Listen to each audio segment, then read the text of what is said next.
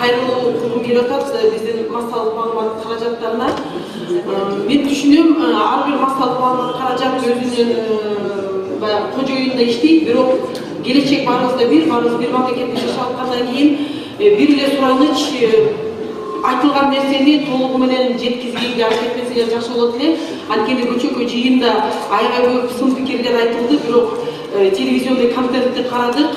Биз билебиз, интернетте көбүнчөсү шаардыктар отурат, айылдагылар телевизор көргөнгө байланыштуу. Телевизорду келип карасак, Фарид Ниязовду көрсөтүптүр, Анарбек Исмаиловду көрсөтүптүр. Кичине бөлүк Черкешевичти дагы мындай керектүү жактарын кармап кетиптир да, калгандарын бизди мындай кебедебизди тартып коюп эле анан өзлөрүнүн интерпретациясын берип коюптур да. Бул туура эмес, мен ойлойм, бул макул кожоюндар тиги тарапта болсо дагы силер акырын тымызын көрсөтүп коюп турсаңар, эл билиш керек. Бүгүн Кыргызстанда эмне болуп аткан? Ата-бабалар жыйын терин жаз жарыш, күз күрөш болуп жүргөн кези конституцияны эле көп ойлонгон киши жок. Ошон үчүн массалык маалымат кызматкерлеринин ролу чоң. Сураныч да. Мен деле көп баягы конституцияда өзгөрүүнүн итип отчету айларына токтолгум келбейт. Биз деген, мен ойлойм, азыркы күндө деген биринчиден ойлонушубуз керек, эртеңки кадамыбыз эмне болот? Элге эмне маселени жеткизишибиз керек. Анан эмне үчүн биз каршылык көрсөтүп атканыбызды толук айтып бербесек, бизди көчөкөй жыйында булар же бийликке жетпей калган, же кармушкадан четтетилип калган дегенди көрсөттү. Бул өкүнүчтүү нерсе да. Мисалы, мага бийлик кереги жок. Мен укуктуу мамлекетте жашагым келет.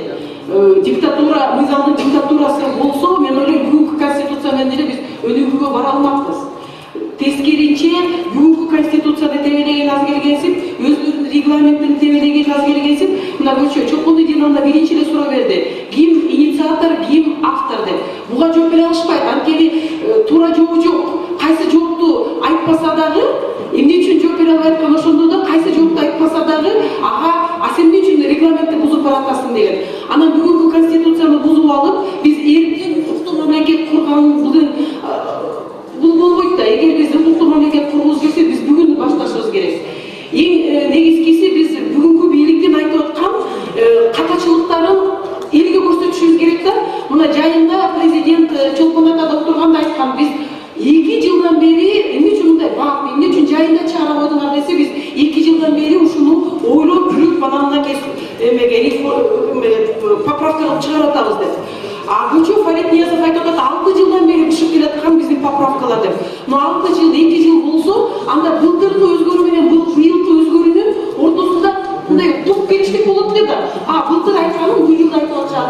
Ошол эле ой пикирди карап көрсөңөр, таптакыр делегей тескери эмелерде сунуштар. Былтыр конституциялык палатанын таптакыр сот системасынан чыгарып салгысы келип аткан мындай совещательный рекомендационный орган болот. А быйыл айтып атат, мени сот койдо эле калтырып баратпы деп. Көчө Анарбек Исмаилович бизди жинди көрөт да, кыргыз элич маңкур. Биз калтырып атабыз дейт. Бирок жогорку кеңеш менен президенттен менин ушу умозаключением туурабы деп сурап коюш керек деп. Мындай конфликт интересов деген же жанагы кызыкчылыктын кагылышуу деген маселени таптакыр ойго алышпайт да. Жогорку кеңеш менен президент мыйзамдарды кабыл алып аткандан кийин, алардын кабыл алган мыйзамына кайра конституциялык палата алардан уруксат сурайт экенде, мен ой жүгүрдүм, туурабы же туура эмеспи деп. Бул кандай бир ойго дагы мындай жатпаган нерсе да. Сот реформасын көп айтышат, мына ишке ашпай калды деп. Анткени ар бир Кыргызстандын 50% бүгүн сотко кандай бир тиешеси бар.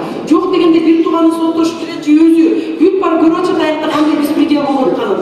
Биз сот реформаны оңдойбуз деп коет. Мен көчө атайын карап чыктым дүйнөлүк практиканы. Киевский конференции рекомендации по независимости судов деген международный договор бар. Аны биз ошого баш ийип ошого келгенбиз. Ошонун нормасында жазылып туруптур. Сот системадагы өзүн өзү башкаруу, соттор кеңешинде эч качан аткаруу же мыйзам чыгаруу бийлигинин өкүлдөрү көпчүлүктү түзбөш керек деген запрет бар экен. А бүгүнкү өзгөрүүдө именно ошол бар. Президент 3/1 бөлүгүн түзсүн, жогорку кеңеш 3/1 бөлүгүн түзсүн, анан биз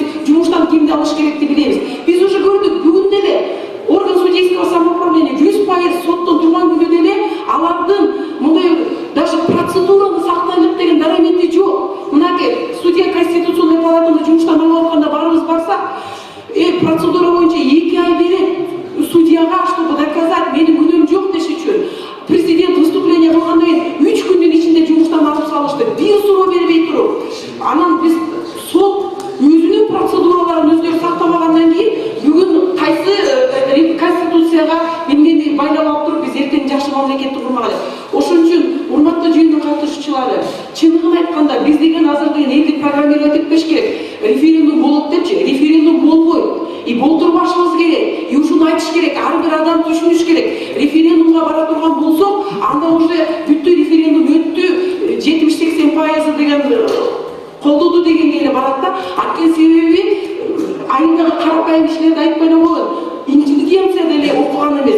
Биз өзүбүз конституцияда настольный книганы эмне үчүн алып алдык? Анткени жыл сайын эле өзгөртөбүз десе, чын эмнени өзгөртүп атыптыр деп окуп атабыз. А так өзгөртүү киргизбейбиз десе, биздер окубай эле жүрө бермекпиз. Ошон үчүн бүгүн эл түшүнбөйт. Аларга сонун нерселерди айтып атат. Мынакей Иса Омуркулов деген встречада жүрөт. Сүйлөшкөндөрү кредит, үйүмдү алдырып атам, фильмди атам, баланча менен ушуп атам, акемибиз 4 жолу соттолгон, эмне үчүн аны жумуштан албай атасыңар деп ушундай көйгөйлөрүн айтып, мыйзамдуулукка чакыра албай атышат да элдер. Алар айтып атат, конституцияны өзгөртсөөр ошону баары болот деп.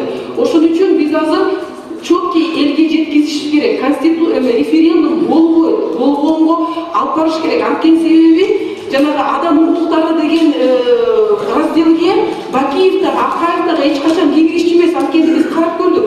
Бүт постсоветский мамлекеттердин конституциясын карап көрсөк, бүт барында даже КНДР, Алжирдыкын карасак дагы бүт жерде жазылып жатат. Адамдын укугу жана эркиндиги бул эң чоң баалуулук. Анан бийлик бутактары ошол баалуулуктун тегерегинде болуш керек деп. А биздики жазып коюптур тиги өзүңдүн мекениңди сүйүү деп. А байкадыңарбы, жайында президент деген пресс-конференциясын берип атканда клоп кийиши жөнүндө эмне деп айтты? Как можно так ненавидеть свою страну, чтобы публиковать такие вещи депчи? Вот а ким бизди оценивать этет? Биз дагы сын пикир айтсак, анда мен өзүмдүн мекенимди сүйбөгөнгө жатып эртең репрессияга кетип турбайбы? Ошон үчүн буну референдумга таптакыр жолго даже жакындатпаш керек. Референдум болот, ошондо көрөбүз дегенге барбашыбыз керек. Бүгүнкү күндөн барыш керек. Референдумду болтурбайбыз. Эгер бүгүн баягы разрозненный оппозиция деп атпайсыңар, ошолордун баарын башын чогултуп бириктиргиси келсе, анда референдумга барабыз дегенди уланта бериш керек. Рахмат, мен кыска ушуну бүтүргүм келет.